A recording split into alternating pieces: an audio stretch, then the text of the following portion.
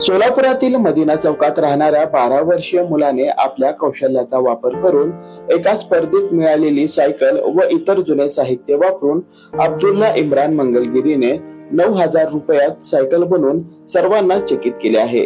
ही cycle सौर ऊर्जेवर आणि बॅटरीवर चालणारी आहे। बॅटरी संपल्यानंतर पायडल मारून ही सायकल आपण वापरू शकतात। या सायकल संदर्भात अधिक माहिती 7वी मध्ये शिक्षण घेत असलेले अब्दुल्ला इम्रान मंगलगिरी यांनी लोकलिटीशी बोलताना दिली आहे। मेरा नाम अब्दुल्ला इमरान मंगलगिरी है। मैं साइकिल सोलार पर बनाया हूँ। वो सोलार से चलती है, पैडल मारने की जरूरत नहीं रहती, दिन भर चलेगी धूप में। रात का एवरेज 25 का है। ये 6 मन है। ये इनाम में मिली थी। ये छोटे मोटे मैं चीज़ा बनाता था तो वैसे ही आ गया।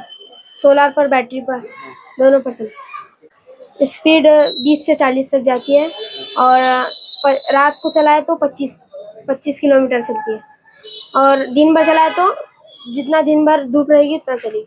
अब्दुल्ला इम्रान मंगलगिरी या 12 वर्षीय मुलाने ही सायकल 6 महिन्यात तयार केली आहे। सायकलच्या हँडलवर बसवलेल्या सौर पॅनलच्या माध्यमातून बॅटरी चार्ज केली जाते। एवढेच नाही तर सायकलमध्ये digital speedometer, central lock system यासारखी वैशिष्ट्ये देखील जोडण्यात आली आहे। ही सायकल बॅटरीवर 25 किलोमीटर आणि संपूर्ण दिवस सौर ऊर्जेवर चालू शकते। विशेष म्हणजे त्याने ही संपूर्ण सायकल 9,000 रुपयात तयार केली आहे। या अनोख्या सायकलने रस्त्यावर अनेकांचे लक्ष वेधून घेतले आहे। Irfan Patel, news 18 local, Solapur.